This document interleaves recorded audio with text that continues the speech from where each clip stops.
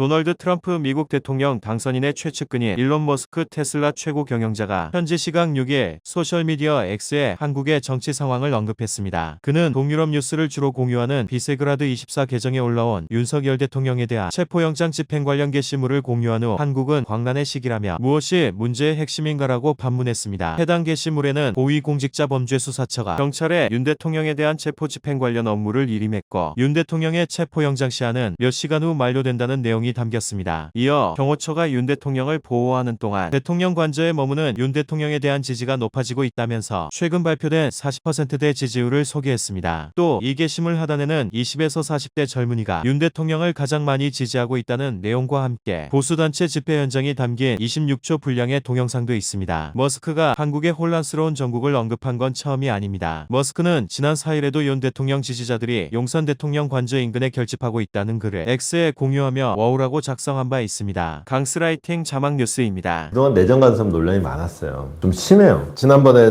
영국에서 폭동이 일어났어요. 그 폭동 때문에 이제 수감된 사람이 있었는데 그 영국의 극우 운동가예요. 토미 로빈슨이라는 사람인데 이제 즉각 석방을 촉구하기도 했고 이게 영국 내에서 이제 범죄자인데 뭐라고 석방을 촉구하냐. 그리고 폭동을 일으킨 거를 진압했다고 해서 영국은 폭압적인 경찰 국가. 그런가 하면은 여기까지는 그렇다 치자고요. 그냥 어떤 정책에 대한 얘기니까. 근데 독일에 대군 더 심해요. 독일 총리를 두고 무능한 멍청이 사퇴해라 물러나라. 독일 대통령을 두고 반민주적인 폭군 그러면서 독일의 극우정당 공개 지지. 이쯤 되면은 진짜 내정 간섭이란 말이 과언이 아니죠. 특히나 이제 영국 같은 경우에는 이제 극우 운동가 이제 석방시키고 막 이렇고 얘기하면서 이제 영국도 지난번에 이제 사무총리가 총리가 되긴 했지만은 이제 보수당이 몰락하고 극우정당이 오히려 부상하는 이런 모습을 볼 수 있지 않나요? 그 극우정당의 대표가 바로 페라지 대표인데 이 양반하고 극우정당을 편들어주니까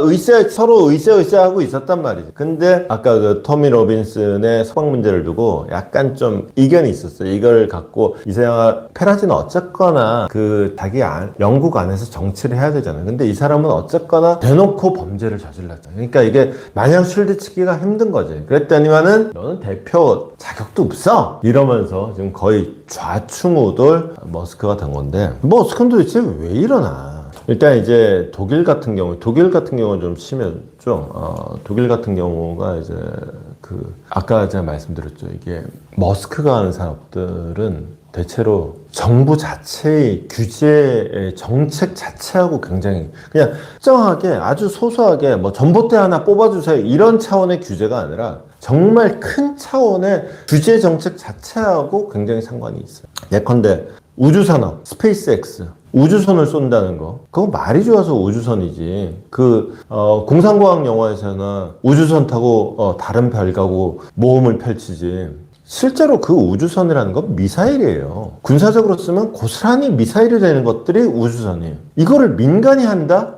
이 자체가 말이 안 돼. 민간이 할 수 있도록 허락해 줄 수 있는 나라 자체도 많지도 않고 이게 일단 큰 문제고 테슬라도 마찬가지예요. 테슬라의 궁극적인 목적은 이거를 가솔린이 아니라 디젤이 아니라 전기로 움직이는 차, 배터리로 움직이는 차 이게 머스크의 목적이 아니에요. 지 혼자 알아서 다니는 차가 머스크의 목적이에요. 그러려면은 이걸 개발하려 그러면은 수많은 차들의 데이터를 갖고 와야 돼요. 그러려면은 개인정보 다 갖고 와야 되고요. 그 수많은 차들의 운행 이력 다 갖고 와야 되고요. 심지어 그러고도 연습하기 위해서 사람 없이 무수히 많이 다녀봐야 되는데 그러려면은 달릴 수 있게 해줘야 돼요. 이런 등등이 규제 자체와 관련이 돼 있고 결국은 권력과 관련이 최고 권력과 보면은 그리고 이 사람은 기본적으로 이제 원래는 민주당 지지자로 알려져 있긴 하지만은 이게 미국의 민주당하고 유럽의 3인당 계열하고는 또 좀 분위기가 달라요. 미국의 민주당은 좀 심하게 말하면 공화당하고 별로 다를 게 없어요. 근데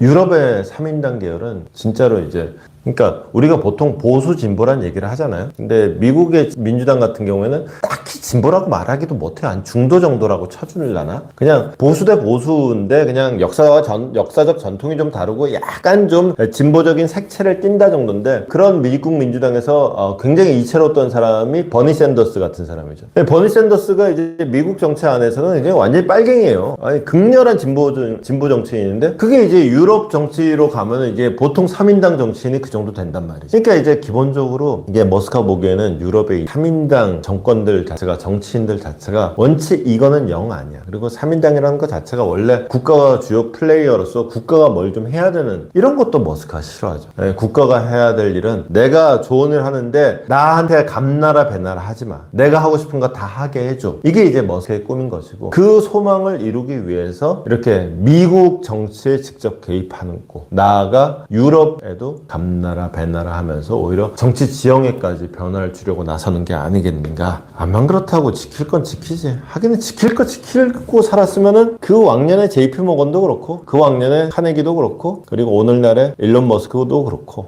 오늘의 일론 머스크가 되지 못했겠죠.